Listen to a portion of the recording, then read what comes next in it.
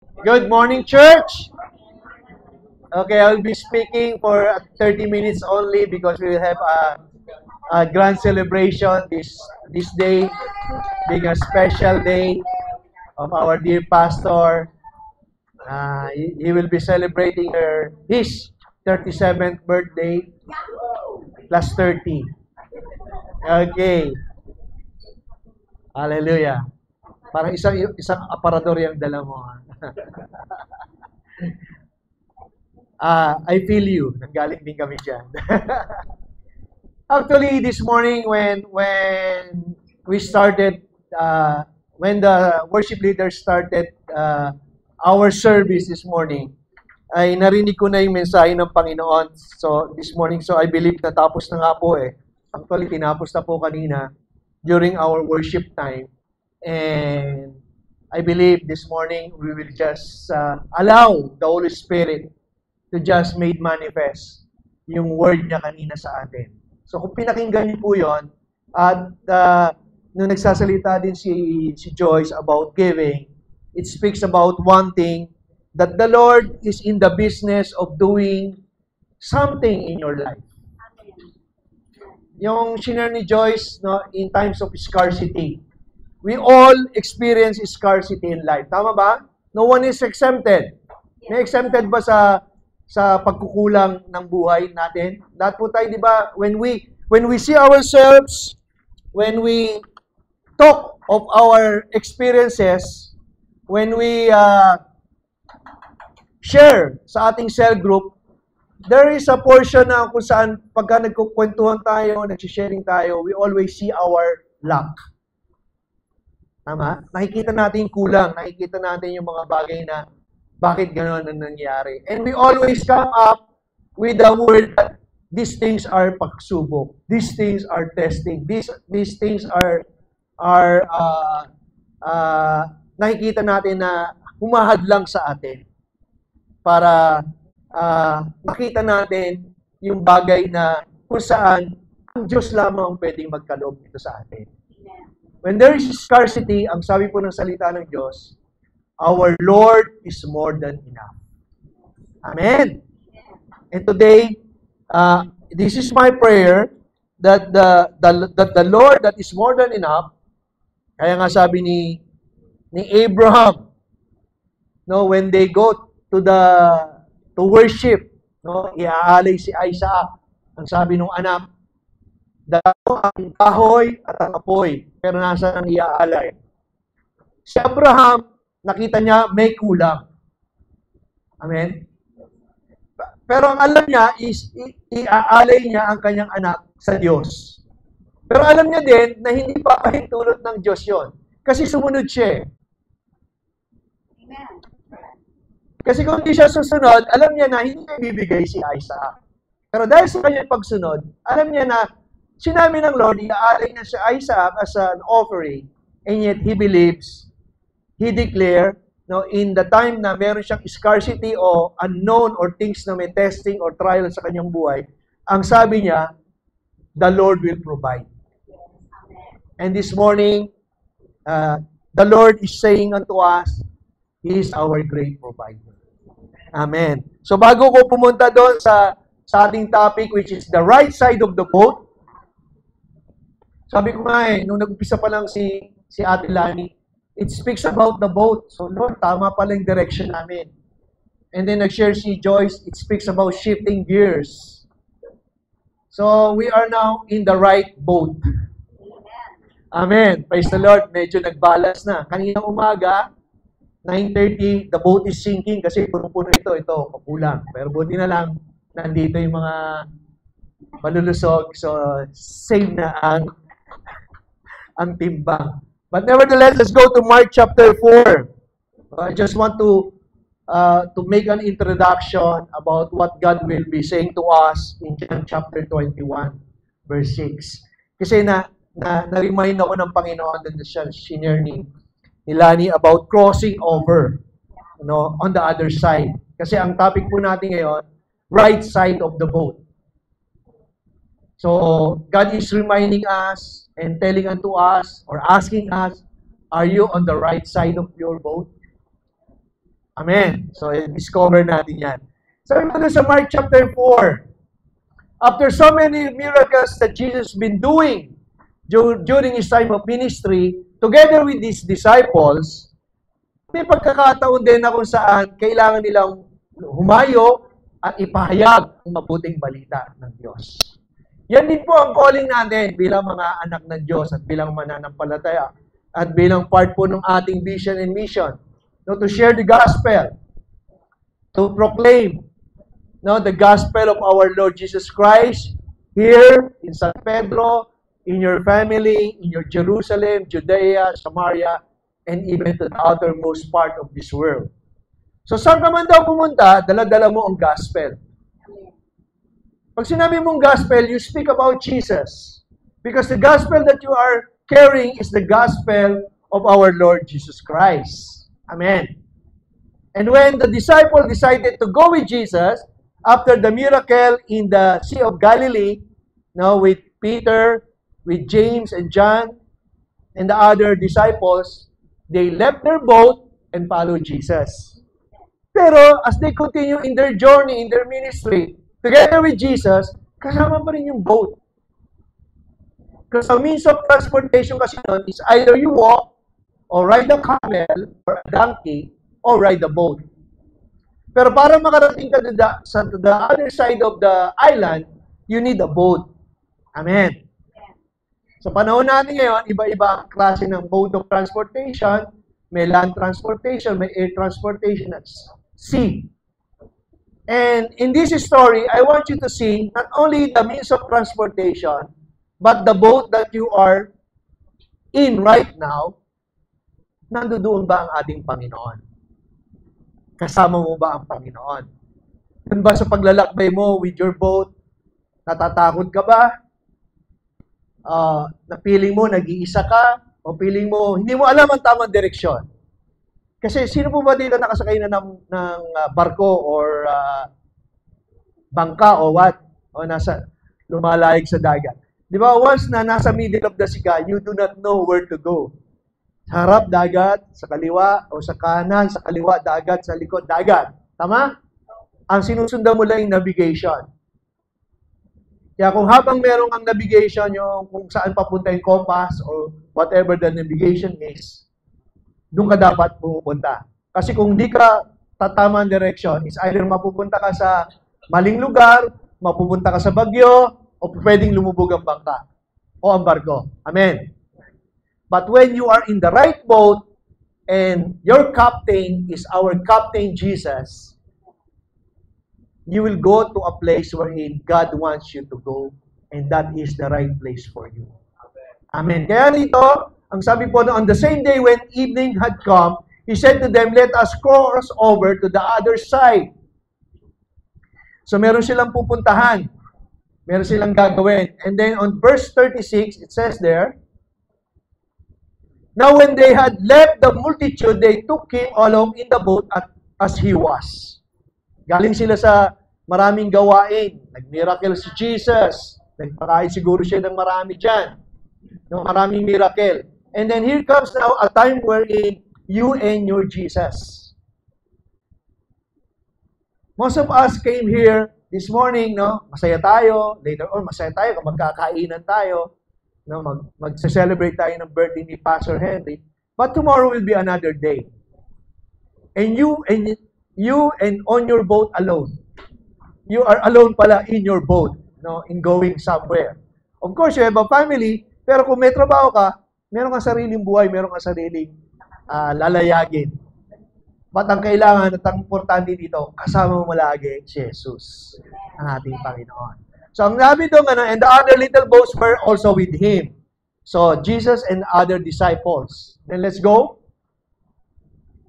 And a great windstorm arose, and the waves beat into the boat, so that it was already filling.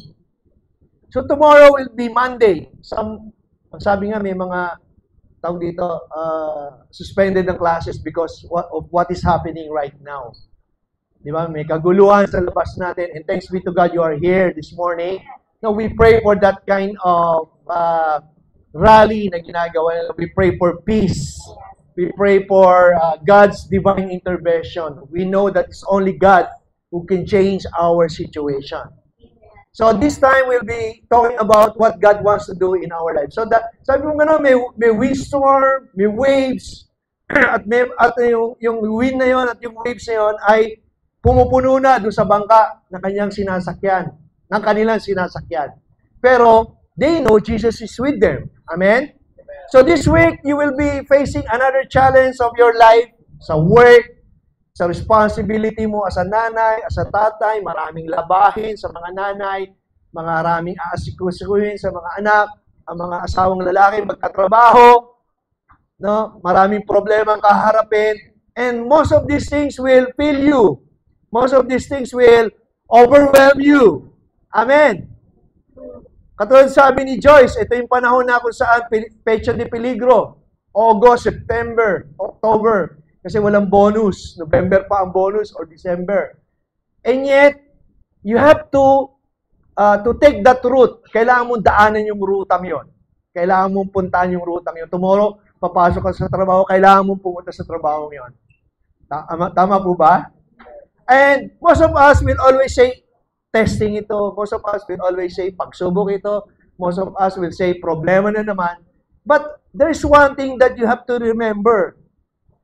In going to that way, in going to that route, o ruta, dapat matandaan mo, kasama mo lagi ang Panginoon. Amen. So let's go on. So na-experience sila. May kaguluhan, no, may malakas sa hangin, tapos malakas sa alon, pero ang Panginoon nasan daw? But He was in the stern. Sabi po sa Tagalog, at siya ay nasa likod ng bangka, asleep on a pillow. Tulog ang Diyos. So may kantang, natutulog ba ang Diyos? And they awoke Him and said to Him, Teacher, do you not care that we are perishing? Yan po ang lagi nating angal. Hindi mo napapansin. Pagka may problema ka, Lord, bakit naman ganito? Bakit ako? Bakit yung anak ko pa? Hindi na lang. Bakit ang dami mo pwedeng, bakit hindi pa mapalitan? Bakit gano'n? Di ba? Ang dami nating tanong. Na kung saan, we always tend to ask God, why? Why? Why? Why are these things happening?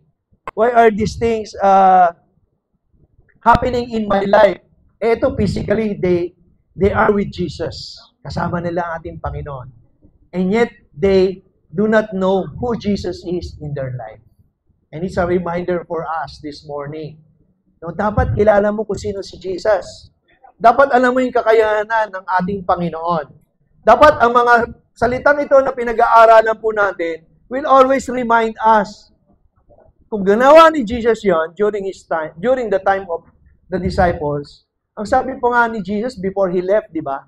Greater things ang gagawin mo because of the power of the Holy Spirit that lives in you. Amen.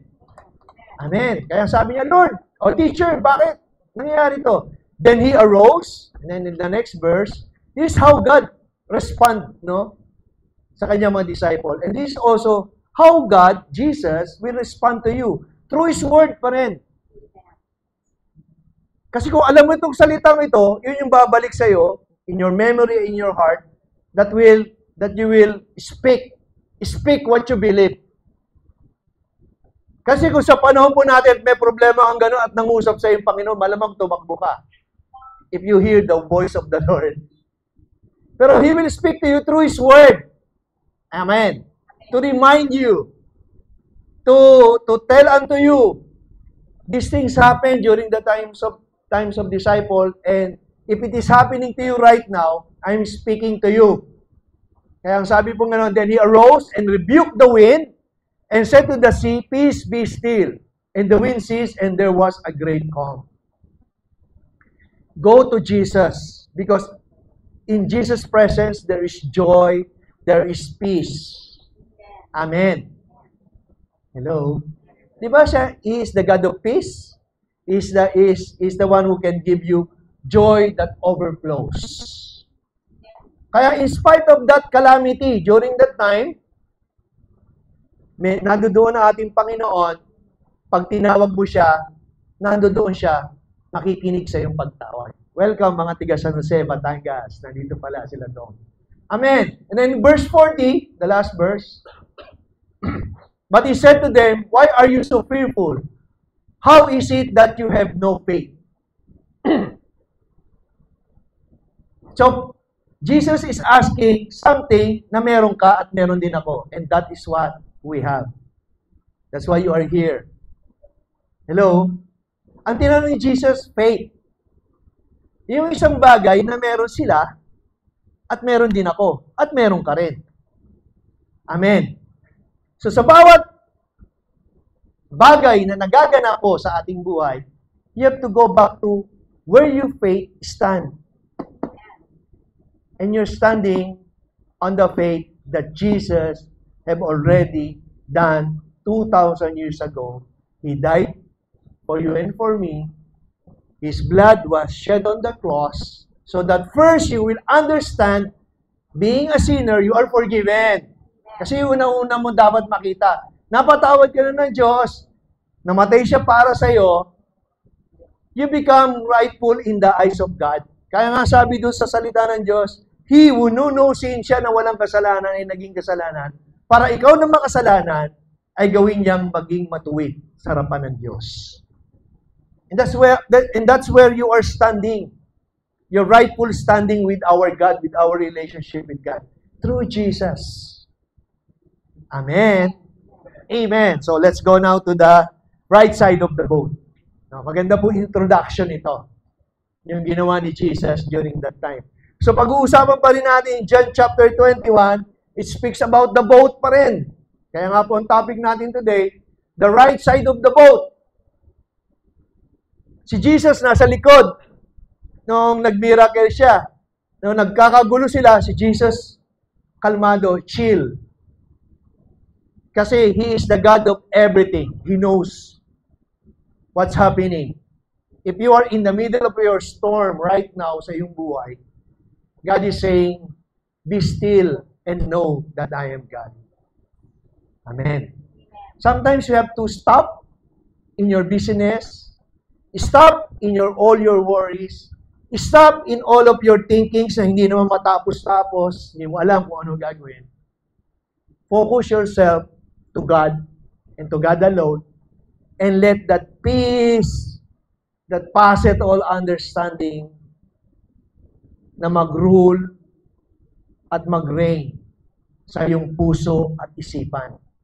Amen. Yung po sabi ni Pablo, no? Dapat na ang kapayapaan ng Diyos ay maghari daw saan? Sa ating puso at sa ating isipan.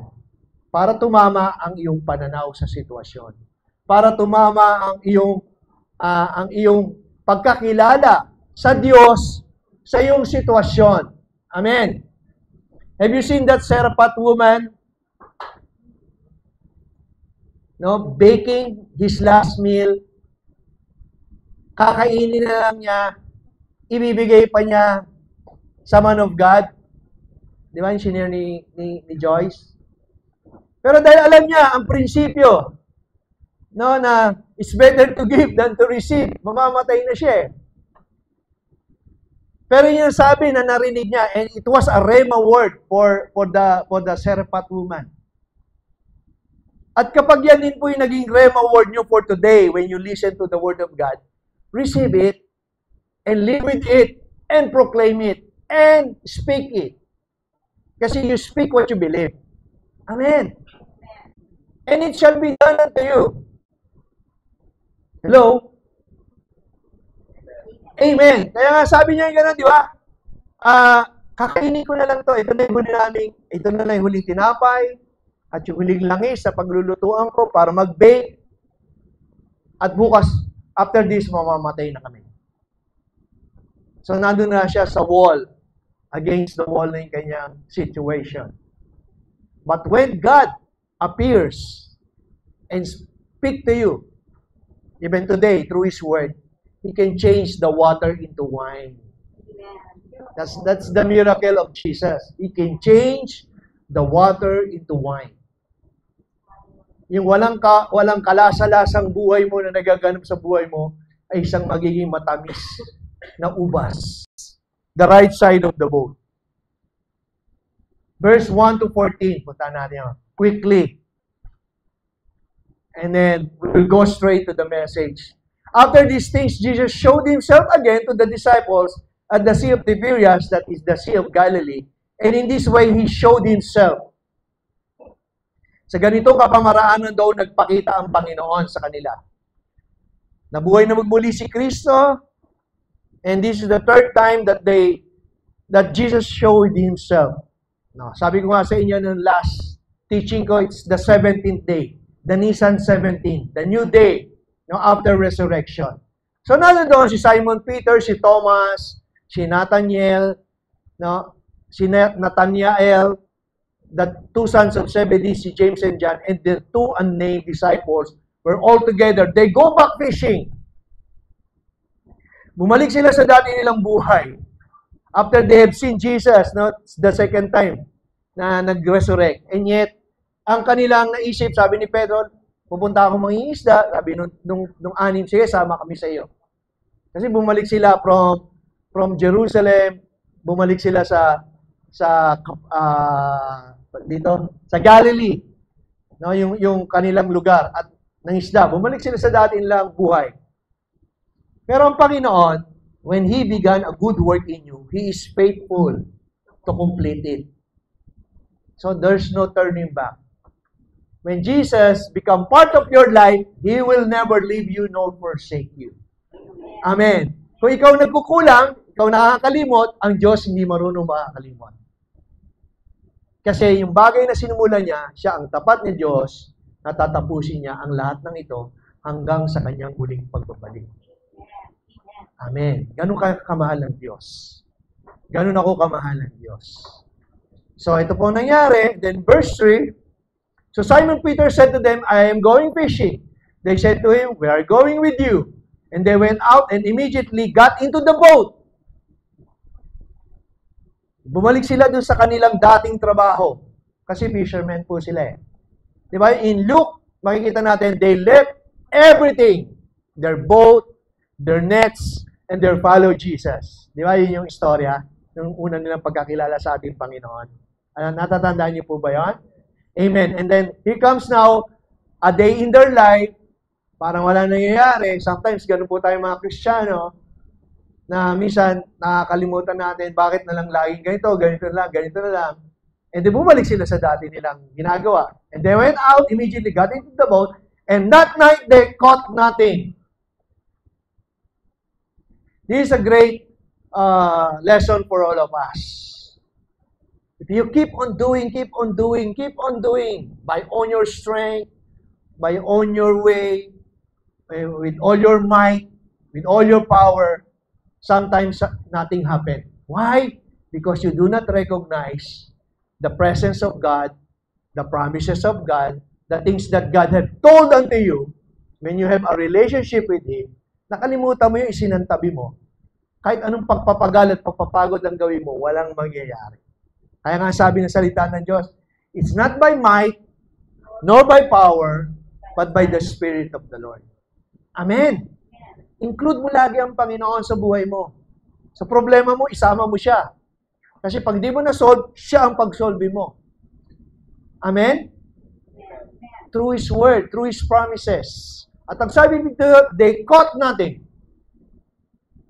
Tandaan po natin, they are all fishermen. They are all professional fishermen. Hindi sila, yan po ang kinabuhay nila noon. Yun po ang negosyo nila. Kumbaga, nakatira sila sa bandang Nabotas o Caloocan. No? Mangingisda. Nasa tabing dagat sila. And yet, that night, they caught nothing. But when the morning had now come, Jesus stood on the shore. Now, I want you to see this scenario. Wala kang, nandun ka sa bangka, walang nangyayari, pero Jesus is there looking at you. Seeing your situation. Hello? Hindi natutulog ang Diyos. Nakatingin siya. Naalala niyo rin yung sinabi doon sa story in the Bible na sabi ni Jesus, mauna kayo at dito ako mananalangin. Alam niyo po yon, istorya yon. At habang nananalangin si Jesus, nakita niya yung mga disciples niya nahihirapan sa pagtawid sa crossover. This is another scenario. Dito po yung naglakad si Jesus sa tubig. Alam niyo yan? Amen? At ang sabi pa nga doon, nung naglakad si Jesus, nilagpasan nga ni Jesus sila eh. Naglamakpas pa sila doon sa storm kasi hindi sila makalayag dahil may storm, malakas ang alon. But Jesus past them. At ang sabi pong ganon, multo. Sabi nga ng mga disciples, multo. Pero sabi ni Jesus, it is I, do not worry. And then here comes Peter. Kung ikaw yan, Jesus, lakad ako. Ganon din po yung nangyari dito eh.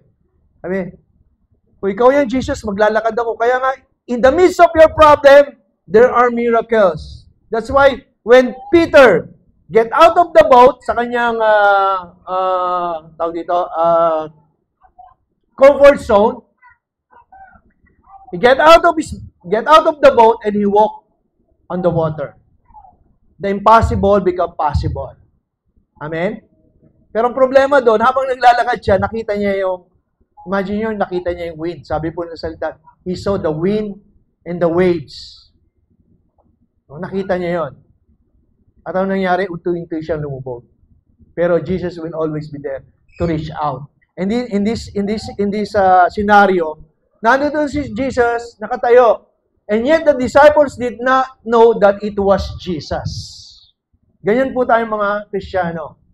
Sa sitwasyon natin, kadalasan, hindi natin nakikita si Jesus.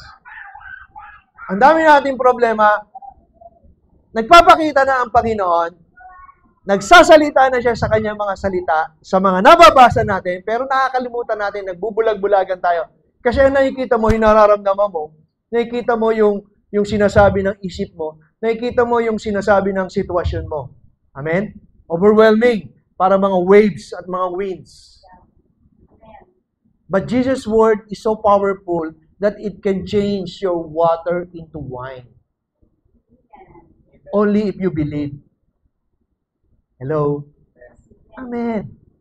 Kaya nga, nandun si Jesus, pero hindi lang nakita. And then, the next verse 5, then Jesus said to them, ganyan po tayo.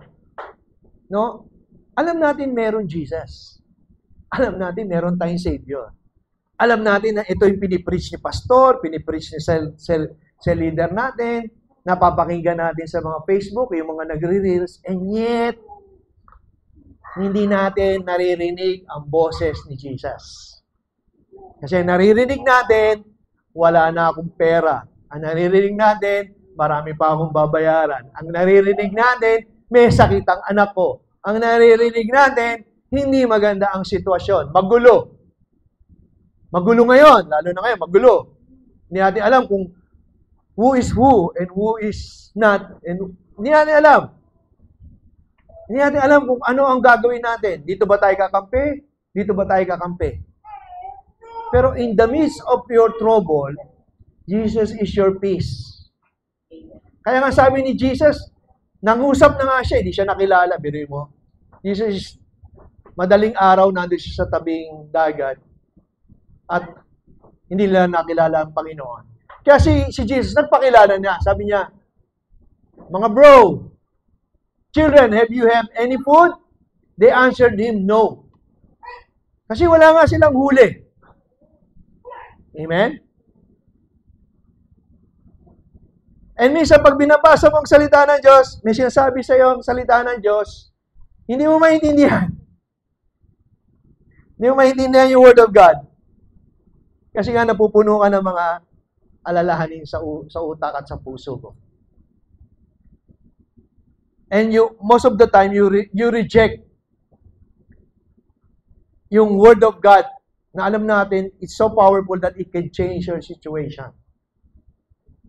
Kasi may bayarin ka na bukas eh. Wala ka pang pera ngayon. Eh, ang sabi ng salita ng Lord kanina, Philippians chapter 4, verse 19, and my God shall supply all your needs according to His riches in glory in Christ Jesus. The Seraphat woman, lulutuin ko na ngayon to. Ito na lang yung huli kong cake, ang flour, at oil. Kakain kami na anak ko. after ng kain namin, mamamatay na kami. Pero here comes the man of God. Here comes now the word of God that is so powerful that can change your water into wine.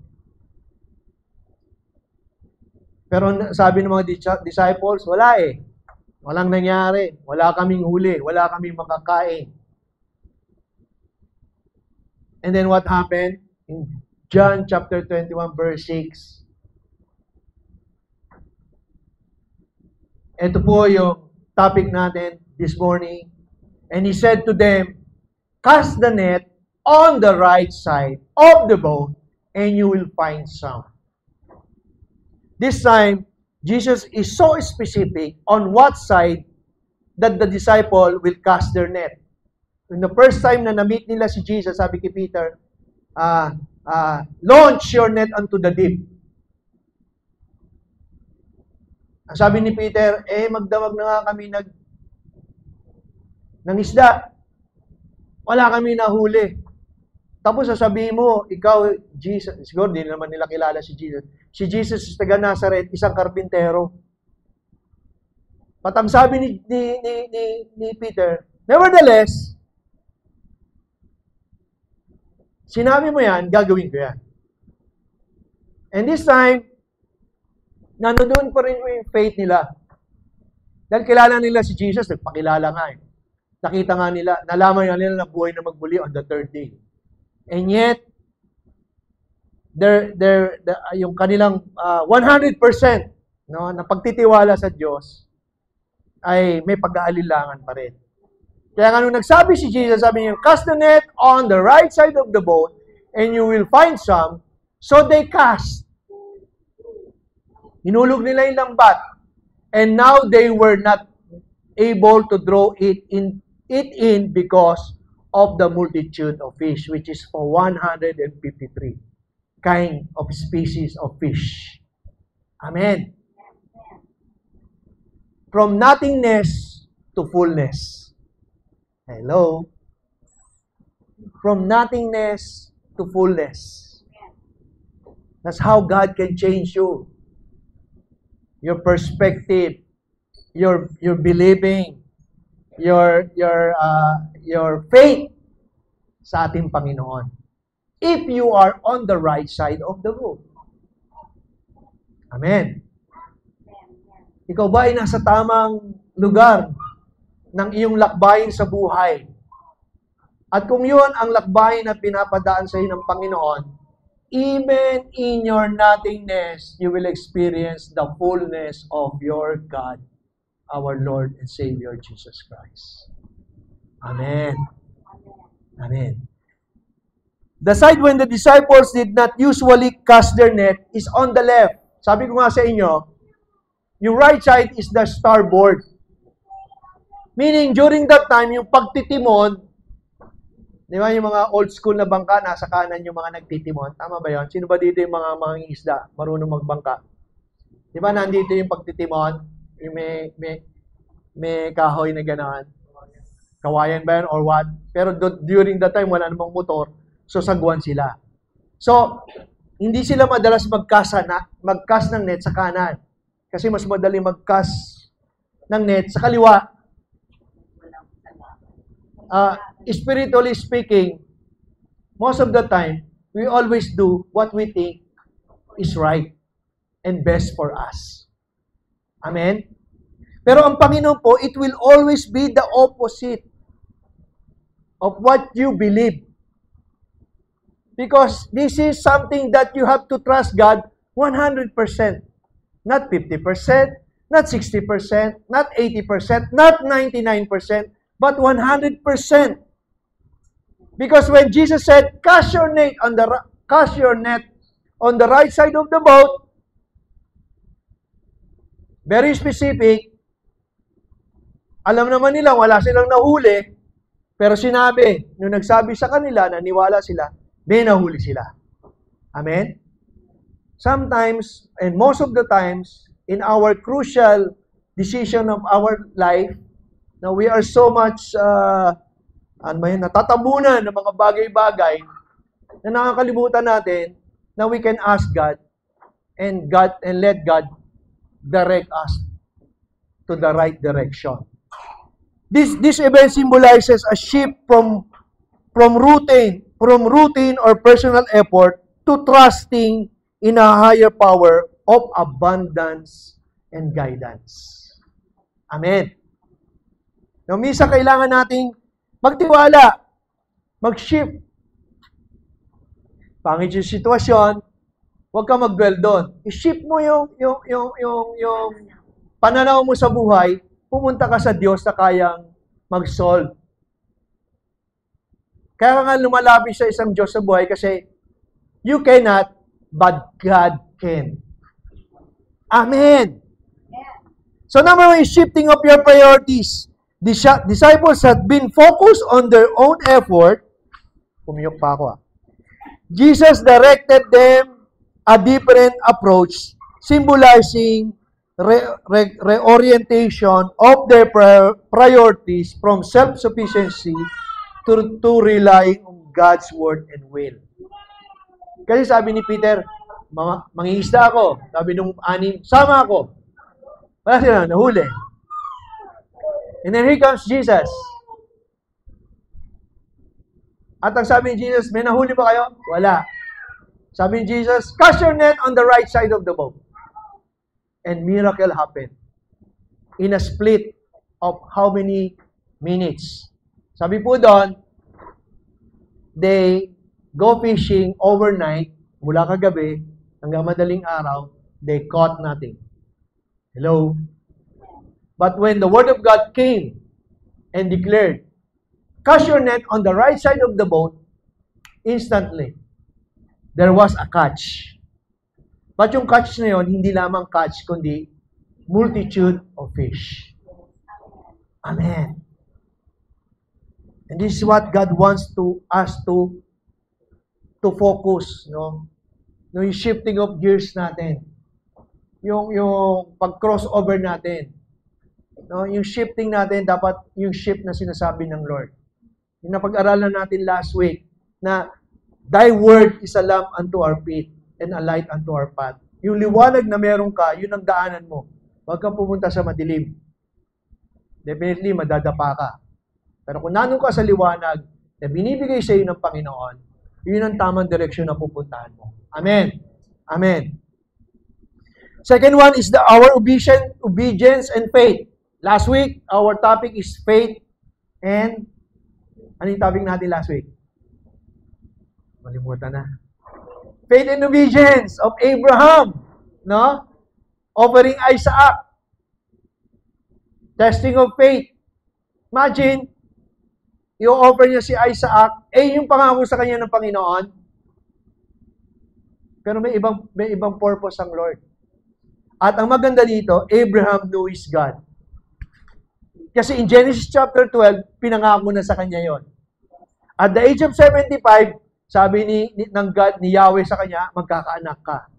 Lumipas ang 25 taon, doon lamang siya nagkaanak. Sa panahon na kung saan si Sarah ay 90 years old, na hindi na pwedeng manganak. Siya ay nasa past his age or her age. Pero pinreserve ng Lord si Sarah. Di ba ilang beses pa rin pumalpak si Abraham? Alam niyo yung story yon, di ba? Hindi pa siya buntis, pupunta siya sa Egypt, may tagutom, sabi ni Abraham, sabihin mo magkapatid tayo. Imagine, niligtas kagad ni Abraham yung sarili niya, pinapahamak niya asawa niya. Pero ang sabi pong ganon, every time na makikita ng Pharaoh o nung isa pang king, si Sarah, beautiful woman. At the age of 70, 80, and 90. Tingnan mo yung katabi mo. Beautiful pa ba siya at her age? Amen. Si Sarah, 65 si Abraham, mga 50 years old ang difference sila.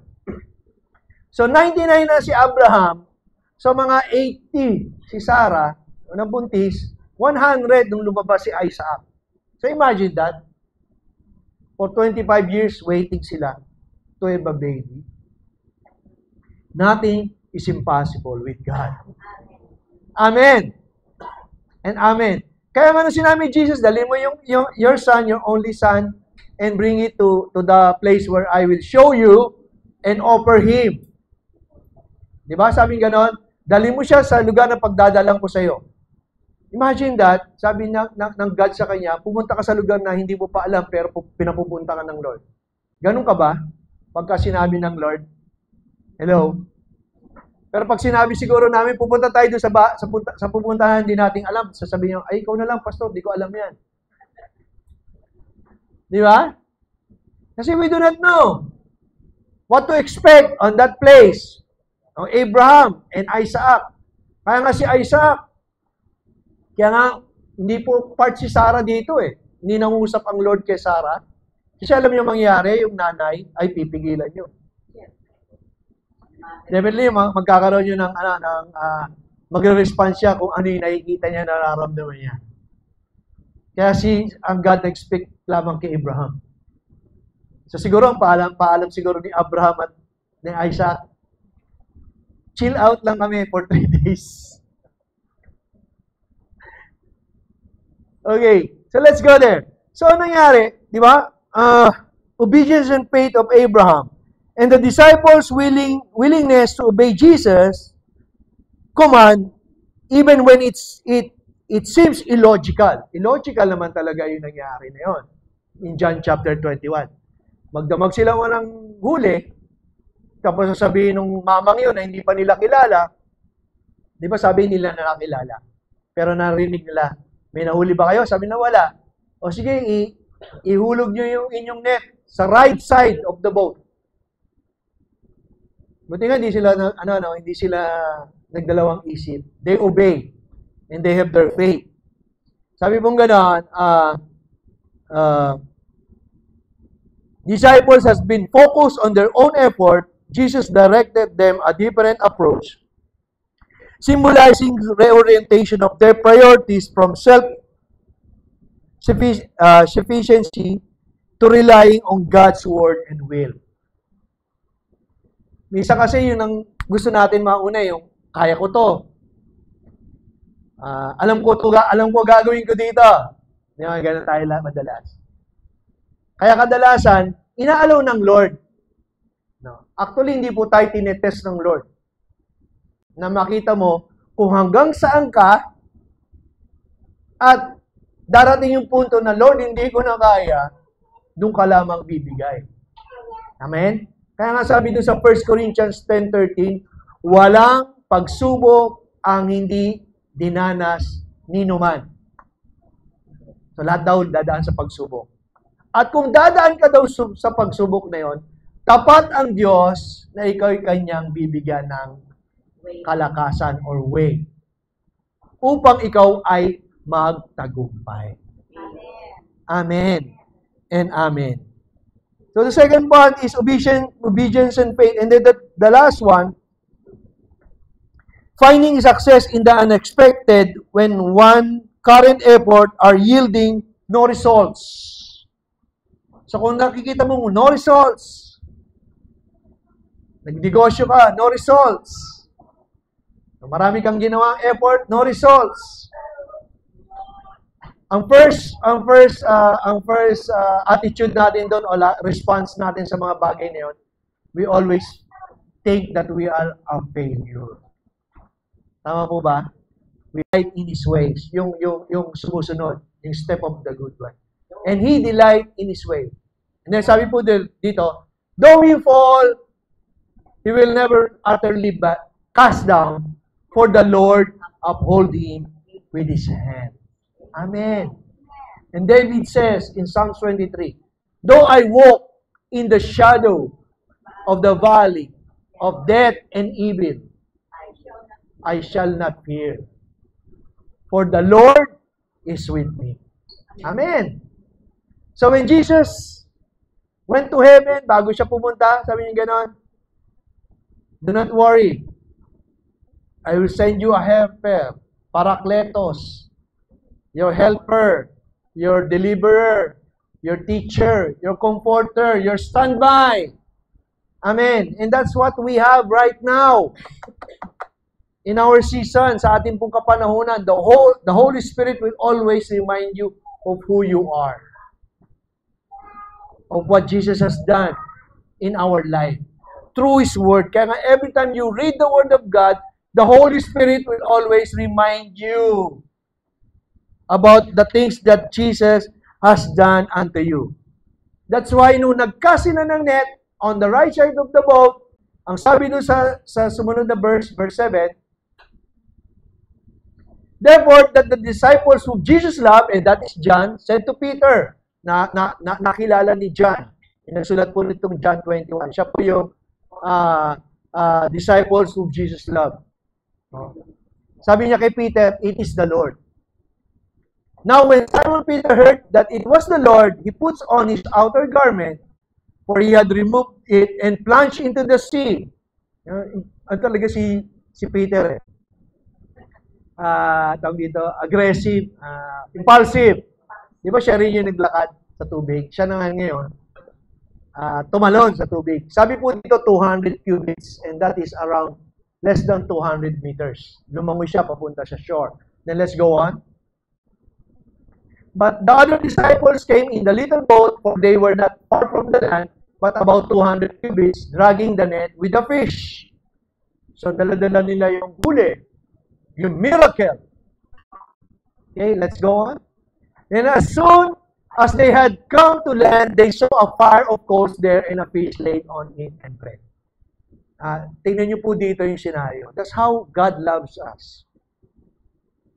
Nagtanong si Jesus, may huli ba kayo?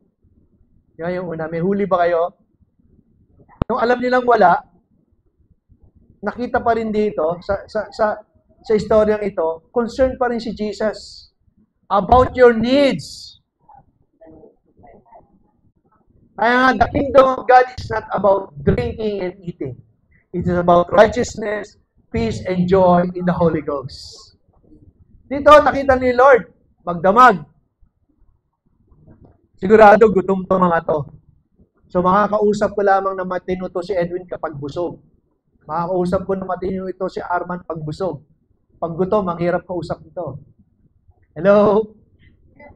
Nakakatawa. Amen. Nakakatawa pero yun po ha. Kita niyo yung senaryo? Nakakatawa. Hindi mo makikita nakakatawa pero yun po, di ba? The Lord knows your needs. So as soon as they had come into the land, they saw fire of coals there, and fish laid on it, and bread. Nakabili pa si Jesus ng gardenia. Buti na lang, may 7-Eleven that time. Nakakatawa po, di ba? So that's how God responds to our need.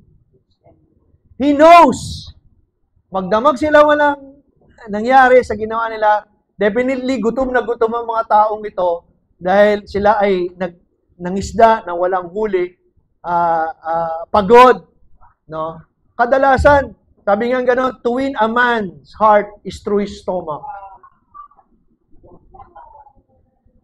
Kaya alam ni Lord, kailangan pakainin ko nga ito bago ko kausapin. Kaya po dito nung kinausap niya si Pedro, do you love me? Alam niya na yung isasagot, di ba? Yung mga susunod na verse, hindi na po natin pupuntahan. That's another Bible story. Bible study. Kaya kumain muna sila. Kasi that is the right thing. Na alam na ni Lord na titino ang mga ito. And God knows your needs. God knows our situation. Bubusugin ka muna ng Lord. Kailangan umayos muna yung pananaw.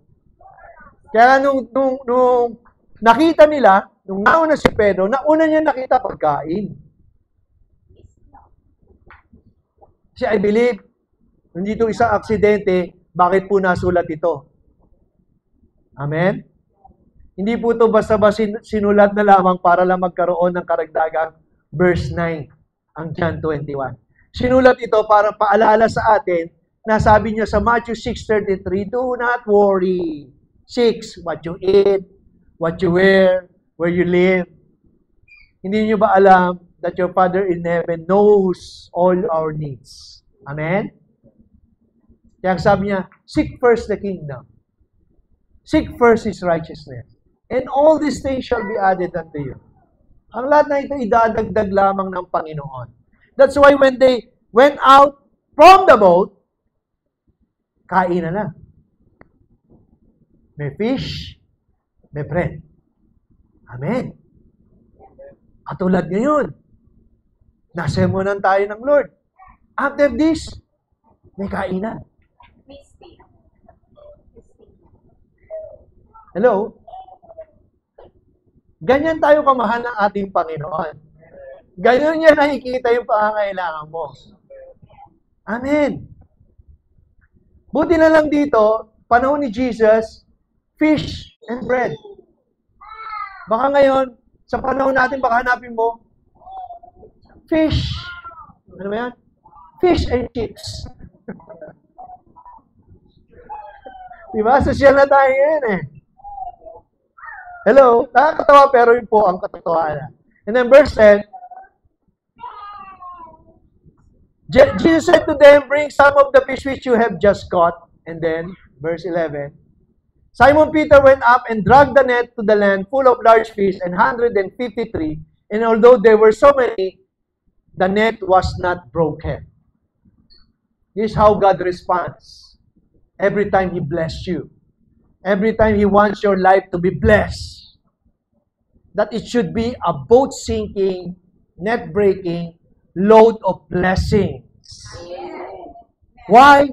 Because God wants you to be a blessing to others. Amen. And I believe God is preparing us in this season of our lack, or in this season of wherein month po ito ng September, bagyo, maraming mga gastusin, especially dumagdag pa itong mga nangyayari sa ating paligid. No, para bang yung panahon yung Serapat, tagutom po nun eh. Yung din yung panahon na babasahin niyo yung panahon na kung saan yung may anak. O yung anak mo patay na, si Alice patay natin ha, para kakain muna tayo, tapos bukas yung anak mo naman si Caleb. Ganun po yung panahon na yon. Wala po kasing flour, walang oil. So yung kagani Pastor Henry, mamaya iihaw natin yan. Si Alice. Imagine mo, pumayag si Joy at si Prince. Kasi gutom sila eh. That's why the kingdom of God is not about eating and drinking. Yung panahon po yun, yun po ang kaganapan. Tagutom. Ilang taon na hindi umulan. Pero ang sabi nung man of God, ni Elisha, no? Pag simula ngayon, yung bean of flour at oil ay hindi mauubos hanggang dumating kung saan uulan. At yung dumating yung araw na yon, yung dating 1,000, 1 kilo ng flour, 5-5 na lang. Nung dumating ang panahon na yon.